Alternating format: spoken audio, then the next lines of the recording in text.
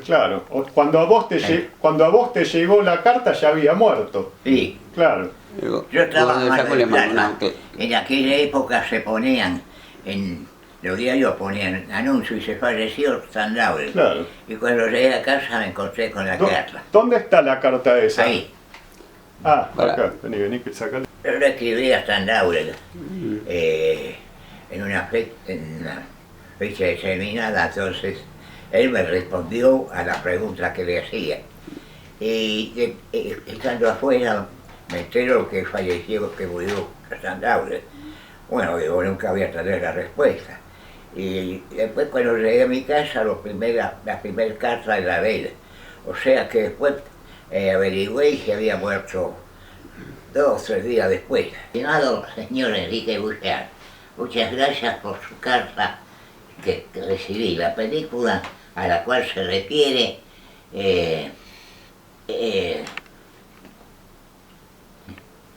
tiene que ser hecha por los estudios Carl Roach.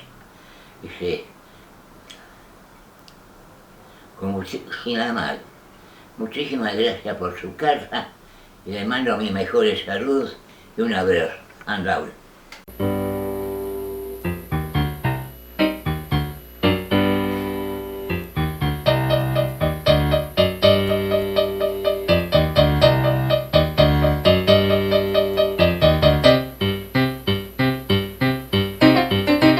Mi nombre es Enrique Buchar, tengo 92 años y me dedico a esto prácticamente desde que tenía 4 o 5 años. En largo tiempo me dediqué a coleccionar todas las películas, pero me dedico especialmente al periodo mudo, hasta 1920, 1930, y ahí me detengo porque me especialicé únicamente en esa sección. Recibí un obsequio para un cumpleaños mío, más o menos a los 4 o 5 años, que era un proyector de 9,5 milímetros, que en esa época era muy común, se llamaba Pastel-Baby o Pastel-Baby. Bueno, así empecé. Es decir, lo que comenzó siendo un juguete, después terminó siendo una profesión, o como quieran llamarlo. Las películas comencé a coleccionarlas primero porque había algunos proyectores que se vendían en librerías o parecidas que eran realmente de juguete. Pero el interés mío era solamente tener movimiento y bueno, entonces en esa época se vendían fotogramas, fotogramas son cada cuadrito de la película sobre el cual estábamos hablando. Bueno, eso fue el comienzo. Y después de a poco fui usando películas, especialmente mudas, que en aquellas épocas eran muy sencillos de conseguir. Hoy es prácticamente imposible. En primer término, porque las películas tenían un valor especial, que era el litrato de plata que contenía cada película. Entonces había muchos revendedores o gente que tomaba esto como un trabajo y iban pasando las películas, estoy hablando de películas de los 10, 12, 15 y más también, entonces las pasaban por agua y de ahí extraían todo el litrato de plata que tenía. Si llevan todo el resto, se guardaban el litrato de plata y lo vendían. Bueno, en primer término, para poder hablar sobre una película, es un sistema que ya es obsoleto y no se usa más. Hay efectivamente, o había en su momento, algunas películas que se podían restaurar a nuevo. Esa era como una máquina mía, no, mejor dicho, una máquina que teníamos en conjunto con un amigo mío que se llamaba José Fernando Vigíbano. Era una máquina extraordinariamente muy curiosa y prácticamente era única en el mundo. ¿Cómo funcionaba? De la siguiente manera. Él la había construido sola con la mano de él y el sistema para hacerlo abreviado, era que uno daba vuelta a una manivela sobre la mano derecha y sobre el lado izquierdo aparecía el mismo fotograma, exactamente igual, hasta con las perforaciones de la película, y ahí aparecía de qué manera la podía salvar. Es decir, que de una película de 35 milímetros de ancho a una de 16 milímetros era una vuelta de manivela. Bueno, eso fue un sistema por el cual se salvaron muchas películas. Una de ellas, por ejemplo, Perdón Viejita, película argentina de 1920 y pico, y muchas otras películas más. Ahora, todo eso quedó totalmente avasallado por la técnica, porque hoy hay otros sistemas, comenzando por el sistema digital. Después hay muchísimas maneras diferentes de poderlo hacer. Es decir, que lo que en un momento fue una máquina verdaderamente revolucionaria, hoy por hoy no solo es obsoleta, sino que prácticamente no tiene ninguna utilidad. Por conocer, he conocido bastante, pero que realmente se dedicara a una parte seria. El número uno era Pablo Cristian Tuporsiken. Ese fue el pionero en la Argentina de coleccionar películas. Tenía un estudio, o era su casa particular, que estaba en la calle Entre Ríos San 200. Lo conocí personalmente, y justamente la casualidad de ese momento la novia mía vivía, mi novia, que después fue mi mujer, desde muchísimos años. Hoy es común que se separen, pero es el caso mío. Fue mi novia y mi mujer 50 años. Bueno, estoy hablando de algo personal que no tiene nada que ver. Bueno, como vivía cerca, los días sábados aprovechaba. Y entonces veía las películas de Corsica y después iba a la calle San Juan al Domingo y diría mi novia. El museo de Corsica era una persona que tenía, también empezó siendo aficionado, y bueno, la cantidad de máquinas que tenía pasaron a poder, creo que la Cinemateca Argentina. Lo que parece increíble, estuvo a punto de venderlo, porque hay una artista de cine mudo famosa que se llamaba Mary Pickford, y en un festival de cine, a pesar de que era, no se le puede llamar festival porque eso fue una propaganda del peronismo, sí, fue la propaganda del peronismo, así que eso fue un festival de acomodo, digamos. Pero no obstante, puedo hablar del comentario que voy a hacer. La Betty Pickford, que fue ahí, le ofreció una cantidad de dinero en dólares muy importante. Y enfrente de ella estaba la Corsica y yo fui testigo presencial de lo que voy a contar. Bueno, le dijo cuánto vale. Y yo Corsica dice, no tiene precio porque yo no la vendo. Bueno, dijo que en una palabra que de acá no iba a salir. Y por eso el Museo del Cine se llama Pablo C. Corsica. El cine argentino mudo, mucho no se puede opinar porque es muy poco lo que podemos ver por la razón antedicha. Es decir que para juzgar al cine argentino habría que ver más. Y lamentablemente se ha conservado, como acabamos de decir, prácticamente muy poco. Pero cortos hay algunos. El entierro de Bartolomé Mitre, y después hay una serie de cortos más.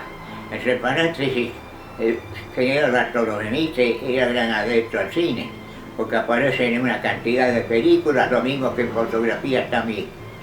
El que más me interesaba era el Chaplin, justamente porque es el único que todavía, a pesar de los años que ha transcurrido, realmente tiene vigencia. Se bella giustatore, je notre soccatore, je notre citavore, je la tu la ti la tua. las películas de Chaplin tienen prácticamente, se pueden ver en el día de hoy. Tenemos que tener en cuenta que tienen más de 110 años y hay que remontarse 110 años atrás para ver qué era lo que quería significar. Por eso que hay muchas de esas películas que hay que estudiarlas muy bien porque cada una tiene su mensaje. El Gran Dictador fue adelantada a su época. En lugar de tener una bandera nazi tenía dos cruces nomás. La hizo justamente un año antes de que los asesinos nazis asumieran el poder. Muy buena película, Luces de la Ciudad, extraordinaria también. La última gran película que hizo fue Tiempos Modernos y la última, El Gran Dictador. Me parece extraordinaria La Quimera del Oro. Y ya que estamos hablando, voy a decir la peor de todas, Una condesa de Hong Kong. Esa es una lástima que haya sido su despedida, porque lamentablemente es una película sin valor ninguno. Bueno, sucedió así.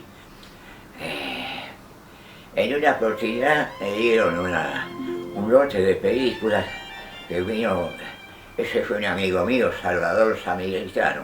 Dice, mira, todas estas son toda basura. Dice, ¿tenés tiempo? Sí, tengo.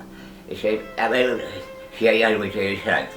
Bueno, empecé a mirar a todos los fragmentos de películas, porque en una de esas había una lengua, que era lo único que se veía.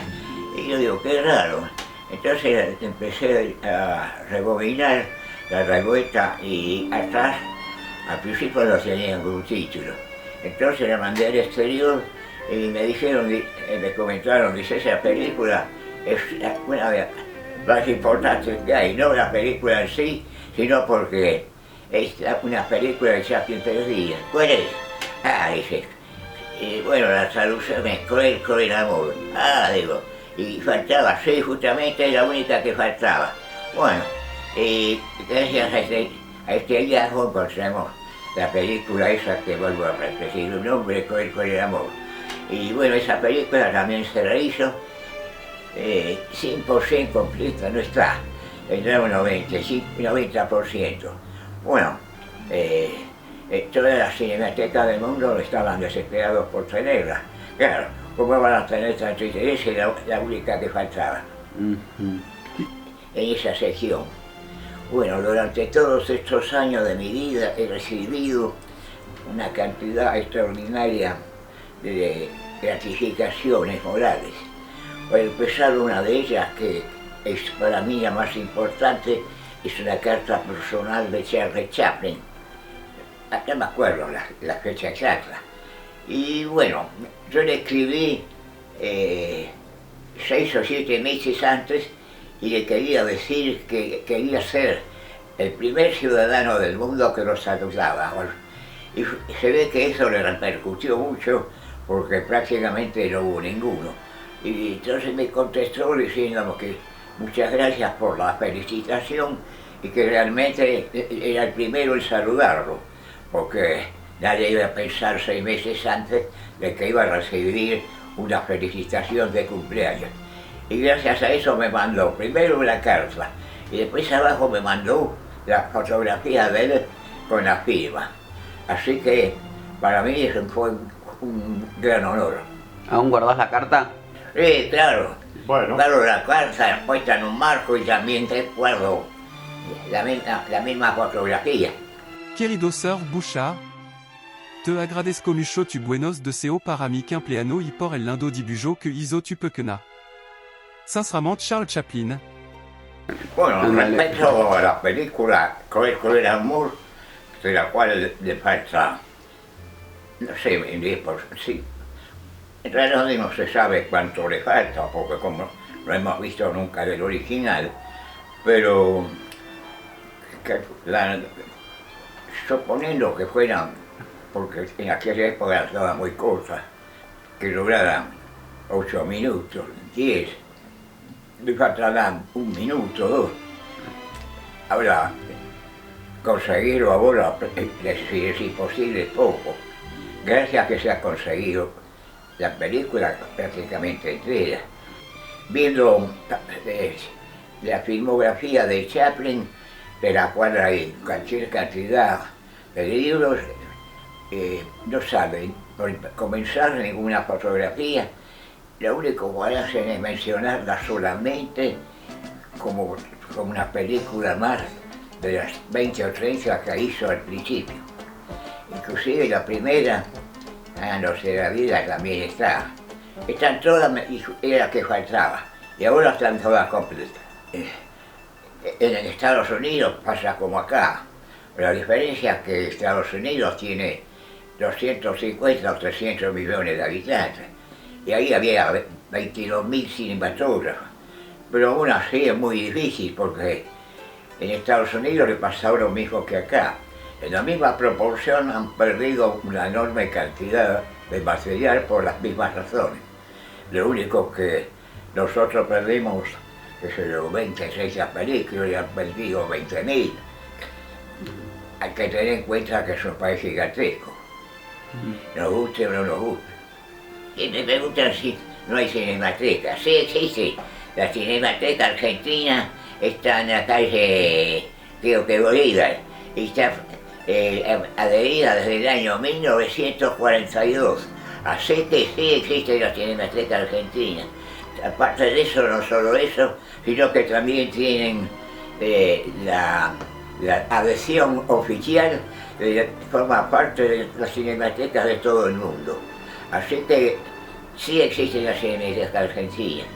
Ahora, si hablan propiedad del Estado y quieren hacer otras cinematecas, pueden hacer 20, 30, las que quieran, pero la única Cinemateca Argentina y la real es la que me acabo de mencionar recién.